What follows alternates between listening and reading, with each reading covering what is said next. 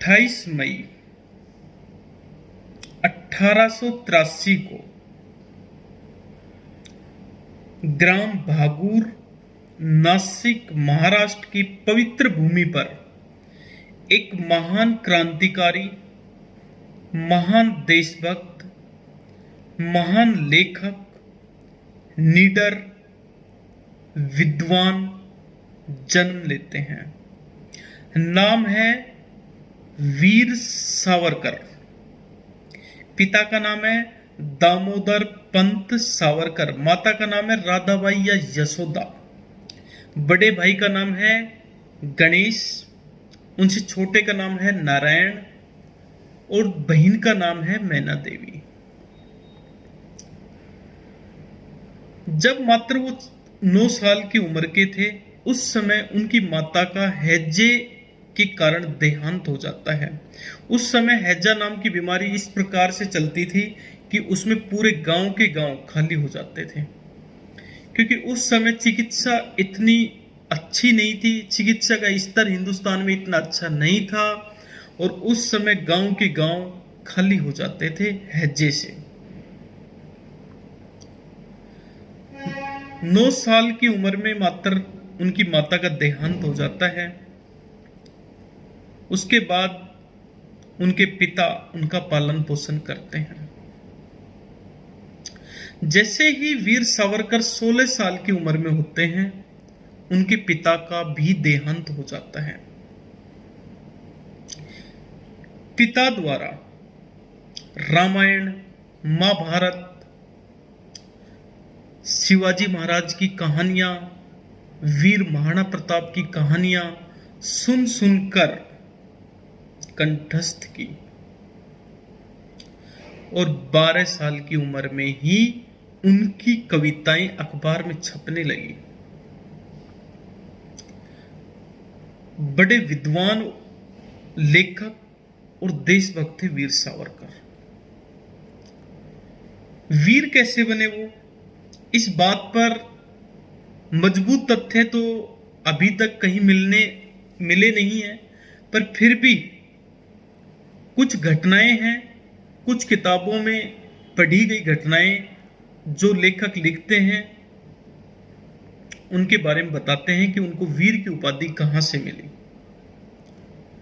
देखिए, जिस समय महाराष्ट्र में प्लेग नाम की बीमारी फैली हुई थी, उस समय अंग्रेज लोग घर घर में घुसकर महिलाओं को परेशान किया करते थे, उनके साथ बदतमीजी किया करते थे। नाम क्या था? प्लेग नामक बीमारी का उपचार। लेकिन अंग्रेजों की करतूतें हमेशा ही खराब थी। इस तरह से वीर सावरकर ये घटनाएं जब देखते थे तो उन्होंने मन ही मन निश्चय किया और अपनी युवा टीम को एक टोली के रूप में इकट्ठा किया और दूसरे दिन उस टोली ने ब्रिटिश सरकार पर पत्थरों की बरसात कर दी। उसी दिन गांव के महानुभावों ने, ग्रामीणों ने उन्हें वीर की उपाधि दी। नंबर 1 तथ्य। नंबर 2, आप जब भी पढ़ेंगे तो महात्मा गांधी का जब भी संबोधन होता है वो उनको सावरकर ना बोलकर वीर सावरकर के नाम से संबोधित करते हैं। उनका कोई भी पत्र पढ़कर देख लीजिए, उसमें वीर सावरकर के नाम से ही संबोधन मिलेगा। दूसरा तथ्य,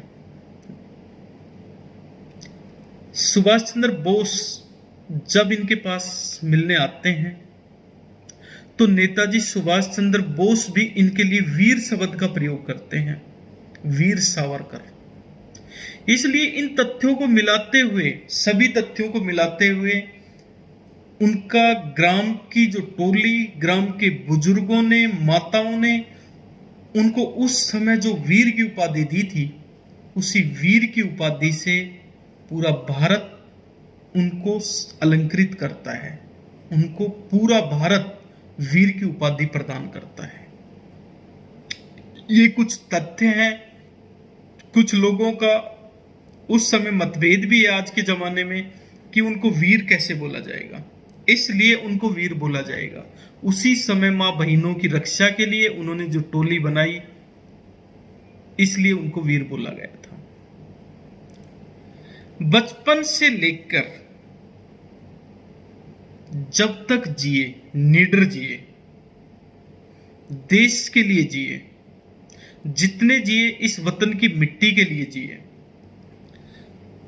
शिक्षा और क्रांति, फर्ग्यूसन कॉलेज पुणे से बीए किया, यहीं से मित्र मेला बनाया जो बाद में अभिनव भारत सोसाइटी बनी।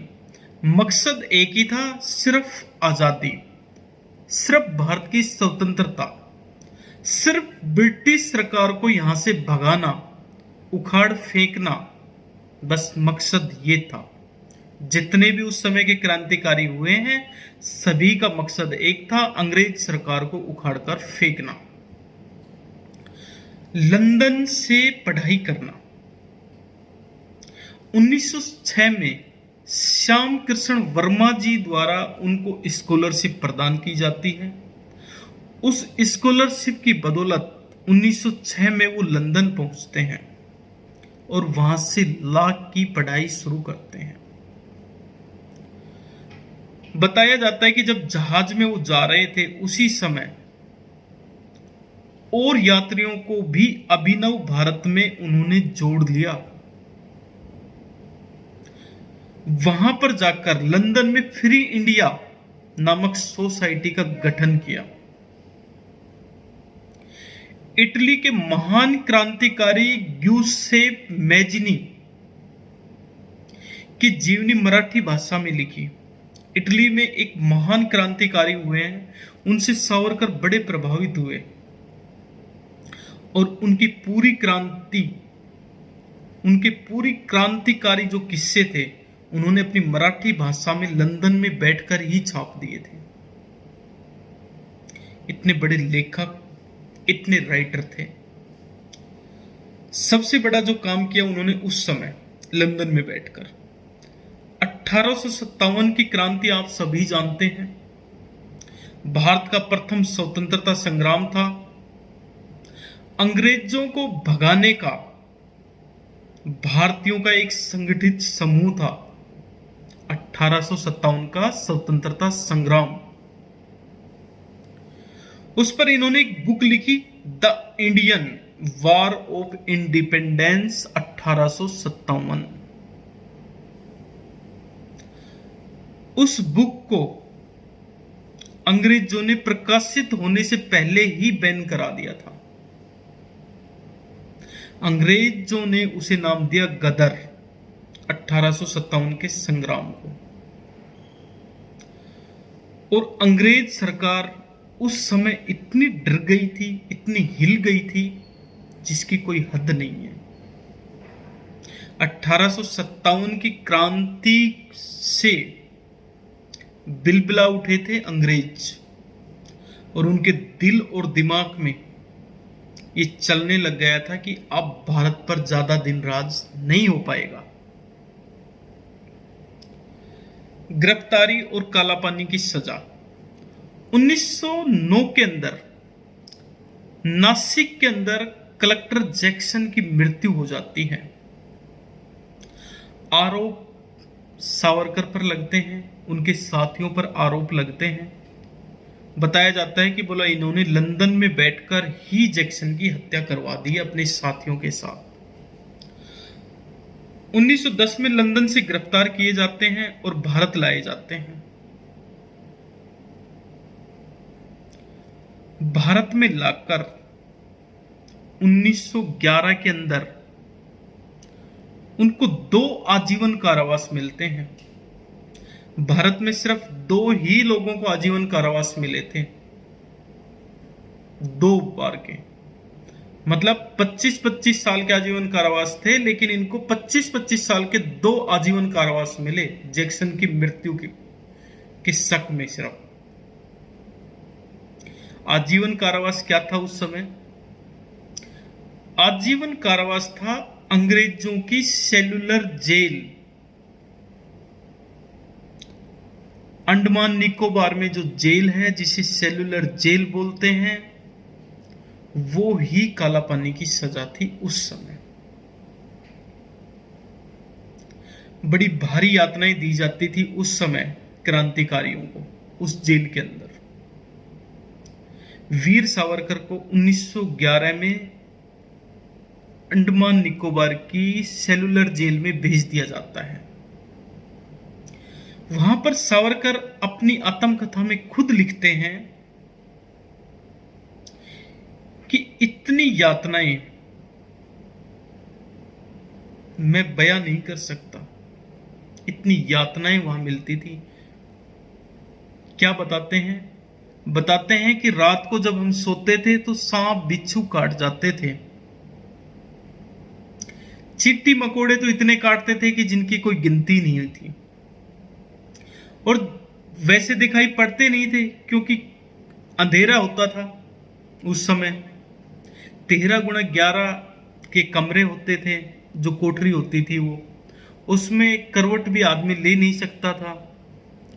इस तरह से इनको रात को कुछ दिखाई नहीं पड़ता था। जब बिच्छू काट जाते थे उसके बाद उनको पता लगता था कि मेरे को बिच्छू खा गया। भोजन मिलता था किस तरह से? चावलों का सूप टाइप से बना दिया जाता था, जो हम बोलते हैं ना गांव में देसी भाषा में कि मांड मार चावल, उसका सूप टाइप में बना दिया जाता था। उसमें कीड़े तैरते रहते थे। मजबूरीवश भूख में इनको पड़ता था। सब्जी की ये पोजीशन थी कि वहीं से बाहर से घास फूस लाकर उनको काट पीट कर सब्जी बना दी जाती थी। उनमें भी सरफ बिच्छू तैरते रहते थे और मजबूरीवश वो इनको खाना पड़ता था। बहुत क्रांतिकारी बीमार हो जाया करते थे। इलाज की कोई व्यवस्थाएं नहीं थी, बस यातनाएं मिलती थी, कोड़े मिलते थे। अगर किसी आदमी ने किसी प्रकार की कोई भाषाएं बोल दी तो। क्रांतिकारियों का जीवन बड़ा ही यातनाएं भरा जीवन था उस समय। जब वीर सावरकर पहले दिन उस जेल के अंदर पहला दिन बिताते हैं तो बताया जाता है कि उनको 30 खोपरे दे दिए जाते हैं और इनको कोल्लू में पेलना है आपको और इनसे तेल निकालना है। बताया जाता है उस समय, अपनी आत्मकथा में बता रहे हैं कि उस दिन पहले दिन मेरे हाथों से रक्त की धाराएं बहने लग गई थी, फफोले बन गए थे। इतना बुरा हाल किया था। अगर वो नहीं निकालेंगे तो उनको कोड़े मिलेंगे, यातनाएं मिलेंगी, सजा मिलेगी, ऊपर हाथ खड़े करवा दिए जाते थे। इतनी भयंकर पीड़ाएं, यातनाएं उस समय अंग्रेज सरकार देती थी। इस तरह से उन्होंने सेलुलर जेल की यातनाएं अपनी आत्मकथा में बताई है। फिर भी नहीं टूटे। दीवार पर कील से, कोयले से कविताएं लिखते। 10,000 पंक्ति का महाकाव्य कमला कंठस्थ किया उस समय उन्होंने। 10 साल तक काला पानी में रहने के बाद 1921 में रत्नागिरी जेल में भेजे जाते हैं। क्यों भेजे जाते हैं? क्योंकि वीर सावरकर ने उस समय अंग्रेजी हुकूमत को 6 माफीनामे याचिकाएं लगाई। क्यों लगाई? क्योंकि यातनाएं इतनी गंदी थी ना, बहुत गंदी। और वीर सावरकर उस समय इसलिए माफीनामे लिखे कि मैं इस आजीवन कारावास में बैठकर देश के लिए कुछ नहीं कर सकता। अगर अंग्रेज सरकार मेरे को यहां से रिहा कर देती है तो मैं देश के लिए बाहर जाकर कुछ तो करूंगा। देखो, मैं इतिहास की एक घटना से रूबरू कराता हूं। जब पृथ्वीराज चौहान और मोहम्मद गोरी के बीच युद्ध होता है, मोहम्मद गोरी 11 बार हार जाता है और युद्ध लड़ने हर बार आता है और फिर बीच रण छोड़कर भाग जाता है। तो मोहम्मद गौरी से पूछा जाता है कि आप बार बार रण छोड़कर भाग जाते हैं, मर क्यों नहीं जाते, अमर क्यों नहीं हो जाते, क्यों आप अपने नाम पर कलंक लगवा रहे हो, क्यों ये धब्बा लगवा रहे हो। तो प्रतिक्रिया देते हैं उस समय कि अगर मैं आपसे पहले युद्ध में ही हार जाता और यहीं पर आत्म समर्पण कर देता या मर जाता आपके हाथों से, तो क्या मैं ये 10 युद्ध लड़ पाता। इसलिए मैं अपने बचाव में भाग जाता हूं कि मैं देश के लिए दोबारा लड़ूंगा, खड़ा होऊंगा, ये मेरा समर्पण नहीं है। एक घटना से और रूबरू कराता हूं आपको। जिस समय मेवाड़ की धरा पर महाराणा प्रताप हल्दी घाटी का युद्ध लड़ रहे थे, अकबर के सेनापति मानसिंह के खिलाफ, उस समय क्या होता है, राणा प्रताप का वीर घोड़ा, वीर चेतक दोनों पैर कट जाते हैं और महाराणा प्रताप उस समय का जो भील राजा था, उसको अपने कवच, भाला सब डोनेट कर कर चले जाते हैं, मतलब उनको देखकर चले जाते हैं। और जो वीर वस्त्र थे वो सब उस भील सेनापति को दे जाते हैं। और भील सेनापति उस समय युद्ध लड़ते हैं, कौन सा, हल्दी घाटी का। और महाराणा प्रताप के वीर प्रिय घोड़े चेतक के जब दोनों पैर कट जाते हैं तो वो बीच में निकल जाते हैं। क्या हम मेवाड़ के वीर महाराणा प्रताप को उस समय रणछोड़ बोलेंगे या माफी वीर बोलेंगे या आत्मसमर्पण बोलेंगे? नहीं। क्या उसको हम कभी आत्मसमर्पण बोल सकते हैं? जिस वीर महान महापुरुष ने, देशभक्त ने, मेवाड़ के रक्षक ने पहाड़ों में रहकर अपना जीवन बिताया था, घास की रोटियां खाई थी, महलों का त्याग कर दिया था, सुखों का त्याग कर दिया था, अपने परिवार सहित पहाड़ों में रहने लग गए थे, तो क्या उनकी इस घटना से हम उनको गद्दार कहेंगे? नहीं। आप इतिहास पढ़िए, उसके बाद आज के व्यू में जो चले हुए हैं, व्हाट्सएप यूनिवर्सिटी का ज्ञान लेकर जो दिन रात कमेंट्स करते रहते हैं, वीर सावरकर को माफी वीर कहते हैं, कभी बोलते हैं 6 इन्होंने माफीनामे अंग्रेज सरकार को लिखे, उसमें शब्द रिक्वेस्टली बोला गया है। ये सब उन महान क्रांतिकारियों, महान देशभक्तों पर भद्दा आरोप है। मैं इस भद्दे आरोप की अवहेलना करता हूं, मैं विखंडन करता हूं कि आप ऐसे महान देशभक्त, वीर देशभक्त, लेखक, इन पर कभी इस प्रकार के आरोप मत लगाइए। पहले इतिहास की किताबें पढ़िए, भारत सरकार का अभिलेख पटल पर जाइए और इनकी एक एक किताबें पढ़िए इतिहास की। उसके बाद उनके पत्र पढ़िए, भगत सिंह के पत्र पढ़िए, सुभाष चंद्र बोस के पत्र पढ़िए, सुखदेव के पत्र पढ़िए और इतिहास को इतिहास से जोड़िए और जज कीजिए। ऐसा नहीं था। आज के जमाने में लोग उनको माफी वीर, गद्दार, इन शब्दों से अलंकृत करते हैं। मैं कहता हूं कि अगर आपके घर में कभी दादा ने, दादा के पिता ने कभी देशभक्ति की लड़ाई नहीं लड़ी हो, तो आपको किसने राइट दिया कि आप एक इतने महान देशभक्त को आप माफी वीर या गद्दार नाम से अलंकृत कर सकते हैं? आप इतिहास को जानिए, इतिहास को पढ़िए, उसके बाद बोलिए। इस तरह से 1910 के अंदर काला पानी की सजा मिलती है, 1911 के अंदर और 1921 में उनकी याचिकाएं स्वीकार कर ली जाती है और 1921 में उनको रत्नागिरी जेल में भेज दिया जाता है।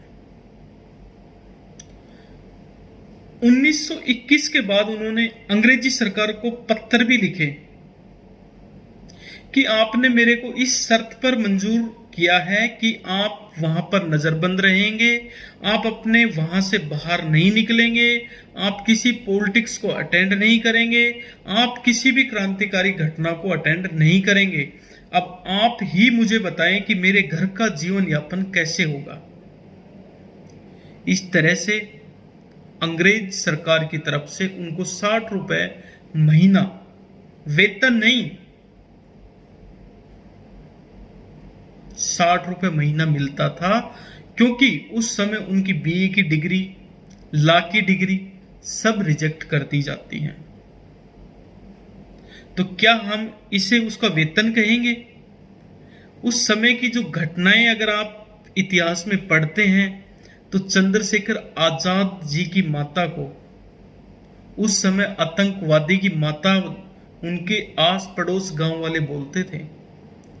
भगत सिंह की माता को भी लोग इस प्रकार से भला बुरा बोल देते थे। जितने भी क्रांतिकारी हुए हैं उनके परिवार बर्बाद हुए हैं। अंग्रेज सरकार उन पर बड़ा अत्याचार करती थी। उनके जो जितने भी घर जमीन जायदाद होती थी सब हड़प ली जाती थी। खाने के बर्तन भी उनसे छीन लिए जाते थे। उन क्रांतिकारी के परिवार वालों से इतने अत्याचार अंग्रेज सरकार उन पर करती थी। तो क्या ऐसे वीर सावरकर पर यह शब्द बोलना उचित है कि वो माफी वीर थे, वो गद्दार थे? नहीं, ऐसा कभी भी नहीं है। वो आत्मसमर्पण नहीं था, वो एक रणनीति थी वहां से निकलने के लिए और इस देश के लिए कुछ करने के लिए। आजीवन कारावास में वहां बैठकर कुछ नहीं कर सकते थे। सजा को जैसे तैसे कम करवाकर या कैसे भी वहां से निकलकर देश के लिए दोबारा काम कर सकते थे और वीर सावरकर ने वो काम किए। 1937 से 1943 तक हिंदू महासभा के अध्यक्ष बने और उनके नेतृत्व में उस समय हिंदू महासभा बड़ी मजबूत बनी। उनके नेतृत्व में जो जाति प्रथाएं चली हुई थी, पतित पावन मंदिर था, जातियों का प्रवेश करना उन मंदिरों में, छोटी जातियों का प्रवेश करना मना था, उन मंदिरों में वीर सावरकर ने प्रवेश कराया है। ये समाज सुधार का बहुत बड़ा कार्य था जिसकी लड़ाई उस युग में डॉक्टर बी.आर. अंबेडकर लड़ रहे थे। बहुत क्रांतिकारी कदम था उनका ये। उस समय जातियों में छुआछूत थी, उसके खिलाफ भी इन्होंने काफी लड़ाइयां उस समय लड़ी है। उस समय जितने भी धर्म बदल चुके थे हिंदू लोग, उनका धर्म परिवर्तन दोबारा से वीर सावरकर ने उस समय करवाया है। प्रसिद्ध बुक क्या लिखी उन्होंने? हिंदू पद पातशाही लिखी, हिंदुत्व लिखा, मोपला विद्रोह लिखा। इस तरह से इन्होंने ये बुकें लिखी। 10,000 पंक्ति का जो महाकाव्य कमला उन्होंने कंठस्थ किया था उस समय। बताया जाता है कि 1942 का जो उस समय अंग्रेजों का विद्रोह था, उस समय भारत की जनताएं कहती हैं और आज भी कहती है कि उस समय ये लोग अंग्रेज सरकार के लिए काम कर रहे थे, भारतीय सैनिकों को उनकी सेना में भर्ती करा रहे थे। बिल्कुल सही है, उस समय भारत के युवाओं को अंग्रेज सरकार में भर्ती करवा रहे थे, लेकिन इसके पीछे की जो कहानी है वो कुछ अलग है। जब आप इतिहास पढ़ेंगे तो इन कहानियों का आपको तोड़ मिलेगा। इतिहास को इतिहास से जज कीजिए, ना कि दंत कथाओं से जज कीजिए, ना कि व्हाट्सएप, फेसबुक, यूनिवर्सिटी से जज कीजिए। इन घटनाओं को इतिहास से पढ़िए, तब आपको इन घटनाओं का पता लगेगा। क्या थी वो घटनाएं? वीर सावरकर चाहते थे कि कैसे भी अंग्रेज सरकार में भारतीय युवा ट्रेनिंग लेकर और बाद में एक बड़ा विद्रोह करने के लिए हमारी सेना मजबूत बने। मतलब अंग्रेज सरकार में ट्रेनिंग दिलाना चाहते थे अपने युवाओं को, वीर सावरकर। इसलिए उन्होंने भारतीय युवाओं को उनकी सेना में भर्ती होने के लिए बार बार आग्रह किया, गांव गांव में घूमे भी। आपको एक घटना से रूबरू कराता हूं। उस समय महात्मा गांधी ने भी भारतीय युवाओं को अंग्रेजों की सेना में भर्ती होने के लिए बोला था। क्या उनका उद्देश्य यही था? नहीं, उनका उद्देश्य भी यही था कि यहां से ट्रेनिंग लीजिए और उसके बाद रिजाइन कीजिए और फिर भारतीय स्वतंत्रता के लिए लड़िए। आप ट्रेनिंग लेकर छोड़ दीजिए अंग्रेजों की नौकरी और भारतीय आजादी के लिए, भारत की स्वतंत्रता के लिए आप लड़िए। इस तरह से ये माफीनामे नहीं थे, ये अंग्रेजों की सेना का सहयोग नहीं था, ये समर्पण नहीं था, ये एक रणनीति थी। 1948 में महात्मा गांधी की जैसे हत्या होती है तो उन पे सह षड्यंत्रकारी का आरोप लगता है वीर सावरकर पर। इसको भी इतिहास से जज कर कर देखिए, सबूतों पर भी देखिए। उस समय ऐसा कोई सबूत नहीं हाथ लग पाया कि सह षड्यंत्रकारी का जो 1948 का उन पर धब्बा लगा था। कोई सबूत, कोई साक्ष्य उस समय उस गवर्नमेंट को नहीं मिल पाए, इसलिए उसमें ये बरी हुए। इनके बड़े भाई गणेश, उनको भी आजीवन कारावास मिला और वो भी वहां पर सजा काटे। तो क्या इन्होंने उस समय 60 रुपए जो महीना पाते थे, क्या ये गलत था? क्योंकि जब बचपन में, जब इनकी उम्र 16 साल की थी, उस समय माता पिता का भी साया उठ जाता है, तो सिर्फ गणेश, इनके बड़े भाई, इनको पाल पोस कर पढ़ाते लिखाते हैं। तो जब ये यहां पर वापिस आ जाते हैं पुणे के अंदर, क्या उस समय जो 60 रुपए पाते थे अपने परिवार के लालन पोषण के लिए, क्या वो तनख्वाह हुई इनकी? क्या ये गलत था? बिल्कुल नहीं।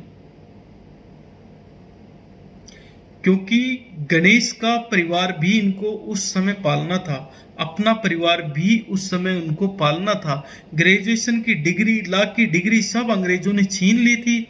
इनको वकालत का कोई अधिकार नहीं था, इनको कहीं भी किसी भी गवर्नमेंट डिपार्टमेंट में नौकरी का भी कोई अधिकार नहीं था। ये कुछ नहीं कर सकते थे, लेकिन फिर भी इन्होंने 1937 से 1943 तक हिंदू महासभा के अध्यक्ष के रूप में रहकर और अन्य भारतीयों में क्रांतिकारी जोश भरने के लिए बहुत कार्य किए हैं उस समय बाद भी। तो इतिहास को अगर जज कर कर देखा जाए तो इन्होंने बहुत अच्छा किया उस समय माफीनामे की 6 याचिकाएं लगाकर। 1970 में इंदिरा गांधी की सरकार इनके सम्मान में डाक टिकट जारी करती है। ये एक वीर का सम्मान था उस समय। भारत की प्रथम महिला प्रधानमंत्री श्रीमती इंदिरा गांधी उनको ये सम्मान प्रदान करती है। और 1980 में इनकी 100वीं जन्म जयंती पर 11,000 रुपए डोनेट अपने खुद के अकाउंट से 11,000 रुपए डोनेट इनके ट्रस्ट को करवाती हैं और पूरे देश से आह्वान करती है कि 100वीं जन्म जयंती वीर क्रांतिकारी देशभक्त वीर सावरकर की जन्म जयंती बड़े धूमधाम से उल्लास से मनाई जानी चाहिए। उस समय 2002 में उनके सम्मान में 2002 में पोर्ट ब्लेयर एयरपोर्ट का नाम बदलकर वीर सावरकर अंतर्राष्ट्रीय हवाई अड्डा रखा जाता है। ये सब उनके सम्मान की ही तो बात थी। लंदन में बैठकर अंग्रेजों को हिलाया, पहले लेखक, 11 साल काला पानी की सजा काटी, उसके बाद कवि भी बने, लेखक भी बने, कलम भी चलाई उन्होंने। सवाल नियति का है, विरोधी कहते हैं डर के मारे माफी मांगी, लेकिन नहीं, जेल से निकलकर कुछ करने की एक रणनीति थी उस समय की। सावरकर को जज करने से पहले उनका पूरा काम देख लीजिए, काला पानी की सजा देख लीजिए, हिंदुत्व के प्रति प्यार देख लीजिए, समाज सुधार के प्रति प्यार देख लीजिए, जाति प्रथा के प्रति प्यार देख लीजिए, इन सभी बातों पर। और सबसे बड़ा, उनके लंदन में बैठकर ही 1857 के वार को the Indian war of independence लिखना, उसके बाद भगत सिंह ने उनकी बुक को प्रकाशित भी करवाया है। भगत सिंह के एक बहुत अच्छे दोस्त राजा राम शास्त्री उस समय एक लाइब्रेरी चलाते थे लाहौर के अंदर, उनसे उन बुक को प्रकाशित करवाते हैं और युवाओं में बंटवाते हैं। कौन? भगत सिंह। भगत सिंह और वीर सावरकर का कभी मिलन नहीं होता है, लेकिन जब वो बुक पढ़ते हैं तो उस बुक को प्रकाशित करवाते हैं। तो मेरा सभी हिंदवासियों से, सभी भारतवासियों से सविनय निवेदन है, हाथ जोड़कर निवेदन है कि महान क्रांतिकारियों को, महान देशभक्तों को कभी भी उनके चरित्र पर धब्बा मत लगाइए। वीर सावरकर को माफी वीर शब्द मत जोड़िए, उनके नाम के पहले गद्दार शब्द मत जोड़िए। ये वीर हुए हैं, ये वीर ही रहेंगे। हमें उनकी जीवनी के प्रति, हमें उनकी क्रांति के प्रति, हमें उनकी देशभक्ति के प्रति उनके चरणों में समर्पित होकर उनका गुणगान, उनका वंदन करना चाहिए। हमें ये माफी वीर शब्द कभी भी यूज नहीं करना चाहिए। भारत सरकार से मैं एक अपील भी करता हूं इस वीडियो के माध्यम से कि भारत सरकार को कोई ऐसा लॉ लागू करना चाहिए कि कोई भी नेता या कोई भी आम नागरिक या कोई भी लेखक, कोई भी विचारक, किसी भी क्रांतिकारी, उस समय के किसी भी क्रांतिकारी के प्रति कोई भी आरोप व्यारोप लगाते हैं तो उन पर कोई कड़ी सजा या कड़ा प्रावधान होना चाहिए। किसी भी देशभक्त के प्रति हमें कोई राइट नहीं है कि हम उनके चरित्र के प्रति या उनकी देशभक्ति पर कोई धब्बा लगाएं, ऐसा कभी नहीं करें। मैं महान क्रांतिकारी, महान देशभक्त, महान लेखक, महान विचारक वीर सावरकर की जन्म जयंती के उपलक्ष्य में उनके चरणों में अपने शब्द रूपी पुष्प चढ़ाता हूं, भेंट करता हूं। मैं पूरी आवाम से, पूरे मुल्क से, पूरे इस वतन से एक निवेदन करता हूं कि जब भी किसी क्रांतिकारी का, जब भी किसी देशभक्त का, जब भी उस समय के किसी महान देशभक्त का जन्मदिन या पुण्यतिथि आती है तो बड़े सम्मान से उनको याद कीजिए, उनके वो दिन याद कीजिए जिस खुली हवा में आज हम सांस ले रहे हैं, वो उन्हीं के दिए हुए दिन हैं। अन्यथा तो ब्रिटेन, अंग्रेज सरकार, ब्रिटिश सरकार यहां से कभी भी जाने वाली नहीं थी। इन लोगों की मूक क्रांति, इन लोगों का बलिदान, इन लोगों का घर छोड़ देना, इन लोगों का अंग्रेजों के प्रति खिलाफत, ये दर्शाता है कि आज हमें उनके चरणों में नतमस्तक होना चाहिए, उनके इतिहास को तोड़ना मरोड़ना नहीं चाहिए। अगर हम कुछ नहीं कर सकते तो उन पर कलंक लगाने का भी आपको अधिकार नहीं है। इसलिए उस महान आत्मा को उनकी जन्म जयंती पर मैं अपने शब्द रूपी पुष्प उनके चरणों में भेंट करता हूं। जय हिंद, जय भारत, वंदे मातरम।